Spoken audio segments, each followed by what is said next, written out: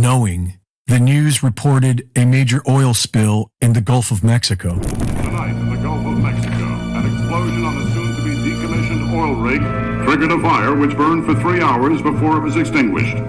Officials don't yet know the exact cause of the explosion, but believe a malfunction in the cooling system may have been at fault. Our last run into the rig. Due to the prompt response of the rescue unit, the structure was evacuated with no loss of life. A year later, the Deepwater Horizon exploded. 6 months before 9/11, a lone gunman episode showed us the World Trade Center being targeted by a hijacked passenger plane. Corner of Liberty and Washington, Lower Manhattan. World Trade Center. We're going to crash the plane into the World Trade Center. And last year's film, White Noise, was about a train wreck that poisons a small town in Ohio.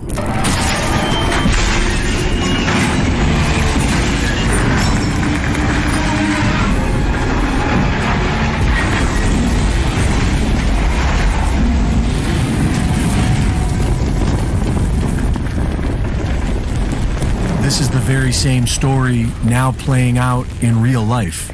Within a year of White Noise's release, the actual event occurs in real life, in Ohio, in Texas, and in Michigan. This is known as predictive programming, and its purpose is to psychologically trick the minds of the masses into accepting major traumatic events that would otherwise be resisted.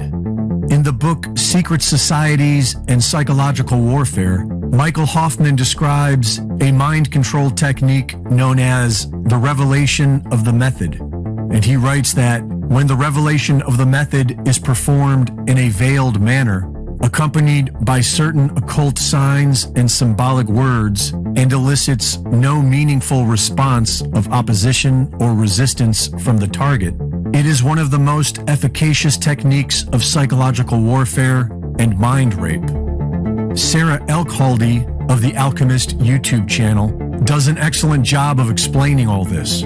According to Elkhaldy, there is a law of nature in this universe that compels the dark occult to first gain our consent before trespassing against us, because they believe this protects them from the natural laws of cause and effect.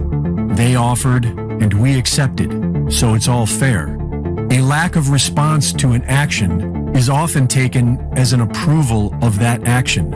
And there is an old Latin proverb that says, "He who is silent when he ought to have spoken and was able to, is taken to agree." Silence is considered by many to be a form of consent.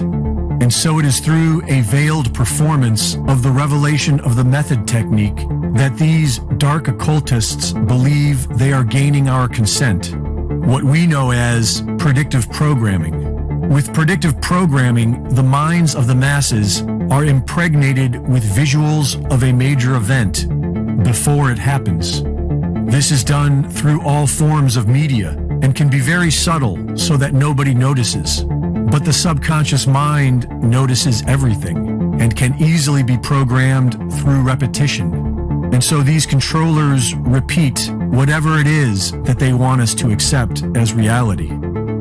Because these images are delivered to us through entertainment, they elicit no meaningful response of opposition or resistance, and so we accept them subconsciously. And when the event happens in real life, it is already familiar and acceptable to us, as if that's just the way it is. It's a mind trick, and it works by keeping everyone locked in a spectator state. This causes what is known as paradigm blindness, which is when a person is incapable of seeing any reality other than what they've already been exposed to by the media. This paradigm blindness will cause a person to get emotionally triggered whenever confronted with an alternative point of view that they have not been programmed to accept. It's a very powerful mind trick, and the solution is quite simple. We need to stop living as spectators of someone else's reality. We need to start creating our own reality, and we need to remember how to say no, because they offer it to us and we accept it. Reporting for InfoWars, this is Greg Reese.